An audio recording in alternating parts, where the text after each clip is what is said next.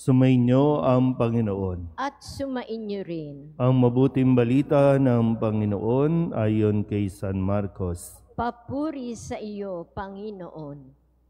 Noong panahong iyon, sinabi kay Jesus ni Juan, "Guro, nakakita po kami ng isang taong nagpapalayas ng mga demonyo sa pamamagitan ng pangalan mo.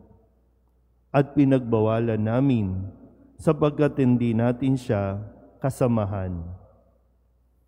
Ngunit sinabi ni Jesus, "Huwag ninyo siyang pagbawalan, sapagkat walang taong matapos gumawa ng kababalaghan sa pangalan ko ang agad magsasalita ng masama laban sa akin. Sapagkat ang hindi laban sa atin ay panig sa atin." Ang mabuting balita ng Panginoon. Pinupuri ka namin, Panginoong Heso Kristo. Isang magandang umaga po sa inyong lahat. Ngayon po ay Miyerkules ng ika-7 linggo sa karaniwang panahon. Kung kahapon, narinig natin na tinatanong ni Jesus ang kanyang mga alagad kung ano ang kanilang pinagtatalunan. Dahil alam ni Jesus, ang pinagtatalunan ay kung sino sa kanila ang pinakadakila.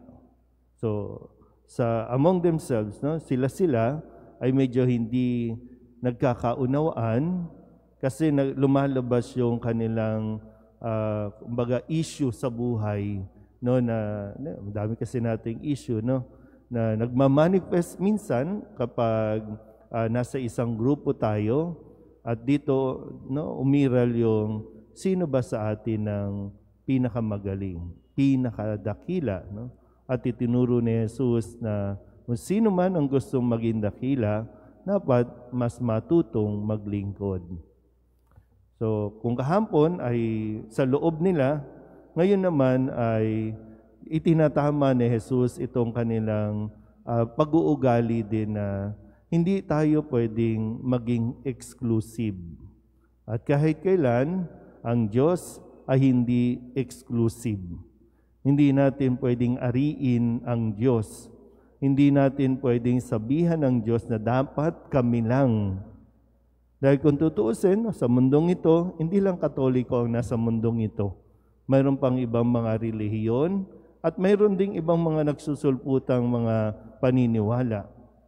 Lahat ito ay bahagi, no, ng binibigyang grasya ng Diyos. Kaya nga sa Ebanghelyo, ang sabi dito ay ng pagbawalan ng mga alagad, yung ibang tao, ibang grupo na nakakagawa din ng kanilang ginagawa, nakakapagpalayas ng mga masasamang espiritu, ng mga demonyo, sa pamamagitan ng pangalan ni Jesus. Hindi nila kasamahan ito. Hindi nila kagrupo. Iba. Pero hindi pinagbawalan ni Jesus. Ang pinagbawalan pa ni Jesus ay kanyang mga alagad na sinabing, huwag niyo silang pagbawalan, huwag niyo silang sawayin. Nakukuha po ba? So, ang grasya ng Diyos ay para sa lahat. Kaya lang kung iiral sa atin na dapat tayo lang, dahil hindi natin kagrupo, o minsan nga, no, pag hindi ka partido, kahit maganda ang ginagawa, maganda ang layunin, kukontrahin, kasi dapat sa atin lang nanggagaling ang magandang suggestion, ang magandang gawain. Kaya hindi tayo umuusad. Itinatama nga natin yung tinatawag na crab mentality.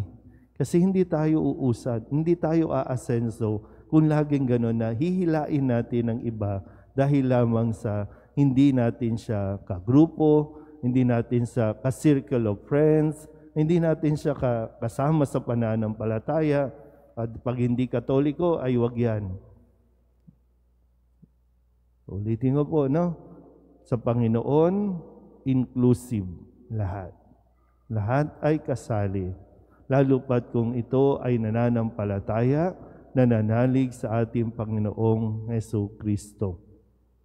So nawa, maging sa ating simbahan, mas maging open tayo, mas maging masaya tayo para sa nagagawa din ng iba. Wag nating asamin na dapat tayo lang, kundi maging bukas tayo na mayroon ding iba na makakagawa ng ginagawa natin. Dahil may mga kwento sa Ebanghelyo, di ba? May mga taong gustong sumunod kay Jesus, maging alagad ni Jesus, pero iba ang pinapagawa ni Jesus sa kanila. Ang sinasabi nga, kapag pinapagaling na ni Jesus, gusto kong sumunod sa iyo, pero ang pinapagawa, hindi, umuwi ka na. At doon magpahayag ka ng mabuting balita. So sana po, mapigilan natin o maiwasan natin ang ganitong pag-iisip na pipigilan natin ang iba sa kanilang ginagawang mabuti o pipigilan natin at kokontrahin natin dahil lamang hindi sila kabahagi ng ating samahan. Amen.